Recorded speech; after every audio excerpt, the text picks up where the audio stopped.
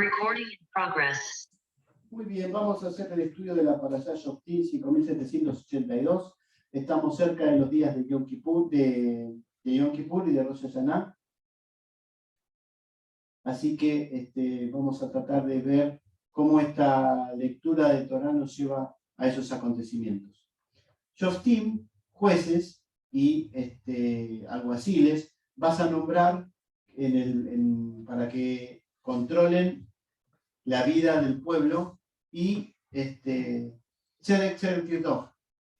justicia perseguirán. ¿Por qué justicia perseguirán? Porque la idea de la Torá, la idea de Dios a través de la Torá, es que todas las personas vivan de acuerdo a la Torá y cuando surgen los conflictos, estos conflictos se puedan resolver dentro de los parámetros generales de la Torá.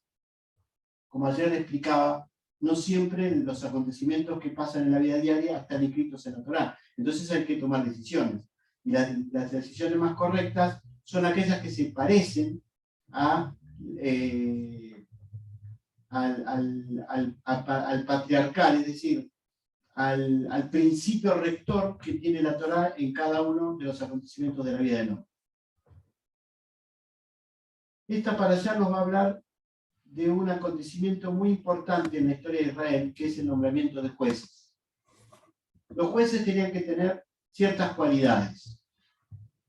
Escribir un libro de la Torá, leer la Torá todos los días, no tener más exceso de caballería que lo necesario para su ejército, tener el suficiente dinero como para mantener al Estado y mantener al ejército, y no casarse con más mujeres de las que podía atender. Una de estas citas refiere a la vida de Salomón, de Shlomo. Shlomo se casó con la hija del rey egipcio y se dice que terminó cometiendo idolatría. Y esto llevó a que Dios castigara a sus dos hijos, dividiéndose Israel en dos reinos, el reino del norte y el reino del sur. Otro de los aspectos interesantes, antes de ir al punto central del cual les quiero hablar, de esta parashá, es la connotación de las ciudades en donde aquel que asesinara sin intención podía refugiarse hasta que el sumo sacerdote muriera y quedaba libre. Como ayer decíamos en parte de la parashá, esto refiere a una sociedad completamente distinta a la nuestra. Hoy en día el dictado de muerte de una persona es mucho más puntual. Podemos estar de acuerdo o no estar de acuerdo, pero en la antigüedad era muy común. Y entonces se dictaminó una especie de ley respecto a qué hacer con aquellos asesinos que asesinaban por odio o aquellos que lo hacían sin la intención de realizarlo. Bueno, ahora vayamos al punto central del cual les quiero hablar a todos ustedes. Y es la designación de los jueces. Justicia perseguida. Ahora, ¿cómo perseguir la justicia teniendo a la Torá como conciencia de actuar cuando los acontecimientos que suceden no están escritos en la Torá? Entonces hay que tomar decisiones respecto a eso. Un gran ejemplo de esto, una vez más, es el rey Salomón. Cuando vinieron dos mujeres con un solo niño, diciendo las dos que era su hijo. Y entonces él tomó una determinación. Maten al niño y denle la mitad a cada uno. Entonces la madre, la real madre, dijo, no, que se lo quede ella. Entonces ahí Salomón dijo, esta es la verdadera madre, la otra es una impostora. Y ahí fue considerada su decisión y su arbitraje como producto de una gran sabiduría. A través de Salomón se construyó el primer templo, que fue destruido por Nabucodonosor. Y después, en el año 580 y pico, no recuerdo bien ahora, asirios,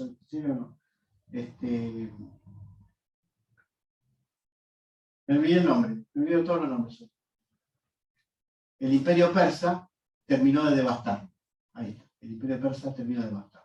Bueno, ahora bien, en esta para allá también se habla de que va a venir un rey, va a venir un rey que va a ser nombrado por un sumo sacerdote o por un profeta. El profeta, y te levantará un profeta como yo, referido a la parte de Brit Hadashah que hemos leído hoy, se refiere a Yeshua, nuestro Mesías, a quien consideramos el Mesías.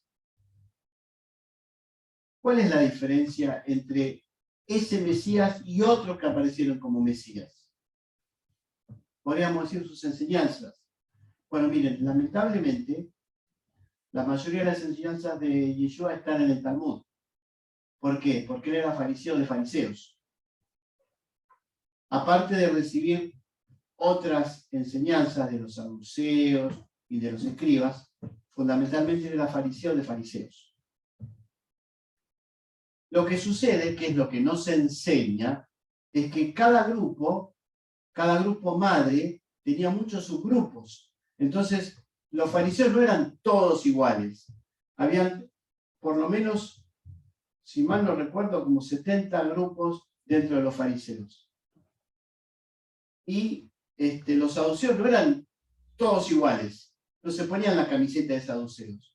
Estaban dentro del grupo, pero cada uno seguía a un rabino determinado, a un maestro determinado, que era saduceo. Y así también con los escribas. Lo que sucede en la vida del pueblo de Israel es que aparece un maestro y enseña, y la gente lo sigue. ¿Por qué lo sigue? Porque puede predicar muy lindo, porque puede repetir las enseñanzas de otros, o porque Dios a través de él hace curaciones. Lo más común, lo que más se enseña en la sociedad occidental, que el Cristo, enseñado de esta manera, es el que viene a curarte todas las enfermedades y a echarte los demonios. Eso es lo que prácticamente se enseña, ¿no? Y entonces con eso vos vas a ir al cielo. No fue así. Lo que se denominan las enfermedades dentro del Brit Hadashah, hoy en día se explica que eran problemas psicológicos. O sea, no es que tenía que ir a la persona un psicólogo, no había psicólogos en esa época, sino que muchos de esos inconvenientes eran productos de la misma persona, que la misma persona se los generaba a su propio cuerpo. Porque se portó mal, porque Dios lo castiga, no importa. Esto es para salir un poco de esa confrontación entre lo bueno y lo malo, Dios y Satanás, y toda esa cuestión de cosas. Y para ir a ese ejemplo puntualmente, quisiera leerles algo del capítulo de Marcos, capítulo 10, versículo 17 en adelante, que está escrito en Mateo capítulo 19 y en Lucas capítulo 18. Primero, Marcos no sabemos quién fue. Hay teorías de que era el discípulo, que no era el discípulo, que era el discípulo del discípulo. En realidad los escritos del Nuevo Testamento prácticamente no se sabe quién los escribió. Son escritos sobre escritos sobre escritos recopiados y tienen muchos textos agregados posteriormente. Sobre eso vamos a hablar en este momento.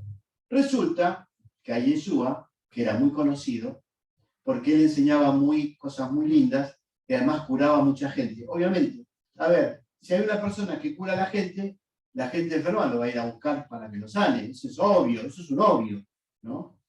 Y si eran pobres, muy pobres económicamente, iban a buscar al maestro para que les dé una bendición y dejen de ser tan pobres. Eso pasa hoy en día, eso pasa siempre. Se le acercó una persona que era, el texto dice, que era rica, que tenía muchas posesiones. Entonces le pregunta al maestro, ¿qué tengo que hacer para heredar la vida eterna?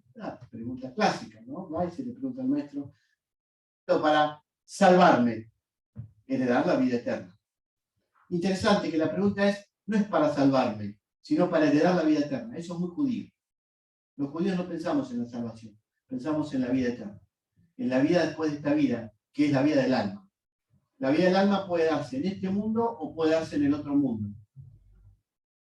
La pregunta es, ¿qué necesito para acceder a la vida eterna? Entonces le dijo Yeshua, le dijo el joven, perdón, le dijo Yeshua al joven, no adulteres, no mates, no hurtes, no digas falso testimonio, no defraudes, honra a tu padre y a tu madre. Esto está imbuido de hacer el Tadiglot, de los 10 mandamientos. Como bien le escribí en la semana, el Talmud dice que Dios creó el mundo con 10 emanaciones. Eso lo podemos leer en el capítulo 1 y capítulo 2 del libro de Bereshit. Las 10 instancias por las cuales Dios fue creando todo lo que conocemos como la vida en este mundo. Las 10 emanaciones representan a los 10 mandamientos. ¿Por qué? Porque se ha determinado que hay 613 mandamientos, 6 más 1, 7, más 3, 10, son la equivalencia de todas las mitzvot que Dios nos pide que cumplamos. Porque además dice otro apartado, que Dios pudo haber creado con un solo mandamiento. Hágase. Ya está. Sin embargo, creó con 10 palabras, con 10 sentencias. Esto es para que los que tratan de vivir la Torah, tratan de ser justos, alcancen las 10 sentencias más hermosas que Dios tiene para nosotros en esta existencia. Bueno, ahora bien, Yeshua le contesta al joven, cumple con los 10 mandamientos. Con eso vas a alcanzar la vida eterna. No hay que inventar nada. Entonces, ¿qué le responde el joven? Todo esto lo he guardado de mi juventud. O sea, yo lo vivo. Entonces Yeshua le dice, sí, pero está muy rico. ¿Por qué? Porque los ricos en la antigüedad iban con su séquito, con las personas que los llevaban, que los cuidaban, que los tenían, que parte eran parte servicial y parte esclavos. Entonces, te contesta, pero yo ya cumplo con todo eso. Ya estoy. Entonces Yeshua dice, pero vendé lo que tienes y dáselo a los que no tienen. Y aquí hay que hacer una división. En la sociedad occidental habla de la pobreza como una gran virtud. Entonces, supuestamente Yeshua le dijo, hacete pobre y vas a cumplir con la Torá. Pero eso no fue lo que dijo Yeshua. En hebreo esto no se lee así. En hebreo se lee, compartí lo que tenés con los que no tienen. Compartí lo que tenés con quienes no tienen. Y de esa manera vas a ayudar a otros. Y eso va a ser un fruto para tu alma. Y entonces el hombre el joven se fue muy triste, porque dijo, ¿qué? ¿Tengo que dar de mis cosas? O sea, ¿tengo que perder de mí? A lo cual es la respuesta que yo le quiso mostrar. Esto es lo que te falta para alcanzar la vida eterna. Entonces, el relato continúa. Los discípulos y yo se le acercaron y le dijeron, pero nosotros dejamos a padre, madre, el auto, el televisor, la computadora, el celular por seguirte. ¿Qué nos va a pasar a nosotros? Y yo, ¿qué les dijo? Todos aquellos que dejan todo por el reino de los cielos van a recibir 100 veces lo que han entregado en este mundo y en el mundo venidero. Es decir, que Dios no es un Dios tonto, no es un Dios que nos está pidiendo desde esta lectura, no es un Dios que nos está pidiendo la pobreza total y absoluta, que es uno de los caminos. Para mí bastante humano es el camino. Sino que nos está pidiendo compartir lo que Él nos da. Porque si Dios es un Dios dador, si Dios es dador, ¿por qué tenemos que despreciar lo que Él nos da? Por el contrario, cuanto más nos da y más tenemos, más bien podemos hacer. Entonces, ¿por qué no ser canal de bendición para otras personas cuando Dios nos quiere dar? Porque además, le voy a hacer una pregunta personal. Cuando llega fin de mes y no tienen la plata para llegar al fin de mes. ¿No le preguntan a Dios, qué me pasa que no estoy llegando a fin de mes? Que la economía, que el mercado, que el dólar, que los políticos, no llego a fin de mes. Entonces, si le estamos reclamando a Dios, queremos tener un mejor ingreso, y Dios nos da ese ingreso, ¿por qué lo vamos a despreciar? Al revés, tenemos que agradecerle a Dios, glorificar su nombre, y además de eso, compartir con los que no tienen. Que la naturaleza nos enseña, los árboles dan fruto para que comamos. La tierra genera hierbas para que comamos. Y necesitamos eso para vivir. El problema es la competencia. El problema es la competencia. Por eso Yeshua dijo, los primeros serán los últimos y los últimos serán los primeros. Una vez más, el occidente dice que los primeros son los cristianos y que los últimos van a ser los judíos. Sin embargo, dentro del contexto que estamos hablando, los primeros son los que entregan su corazón a Dios, sin importar la capacidad económica que se tenga. Eso es aleatorio. Hoy tenés plata y mañana no tenés. Es aleatorio. Por eso los últimos, los que están degradados por la sociedad, van a ser los primeros. ¿Por qué la sociedad los degrada? Porque generalmente, cuando se tiene dinero y poder, la persona se sube al caballo del éxito. Como el joven. Yo ya cumplo con todo. Yo hago todo bien. ¿Qué me falta para tener la vida eterna? Nada más ni nada menos que la vida eterna, pidió. O sea, no, nada más ni nada menos. Claro, total, tengo plata, tengo esclavos, tengo siervos, tengo caballos, tengo casa, tengo campos. ¿Qué me falta, maestro? Y el maestro le respondió, Sedek Tivlov, justicia, justicia, perseguirás. Con esto les quiero traer que Dios va a bendecir nuestras vidas en la medida que tengamos como fin hacer el bien. Porque es lo único, absolutamente lo único, que nos pone en sintonía con la creación. Porque toda la creación es bien. Conocemos nada más que el 4% del universo. O sea que hay un 96% del universo que no conocemos. Y queremos gobernar el universo. Y me parece que nos falta mucho, ¿no? Tratemos de gobernar nuestra propia vida, de gobernar nuestra alma y de servir a Dios pensando en hacer el bien a todas las personas en la humanidad. Shabbat Shalom para todos. Shabbat Shalom. Bueno, vamos a continuar.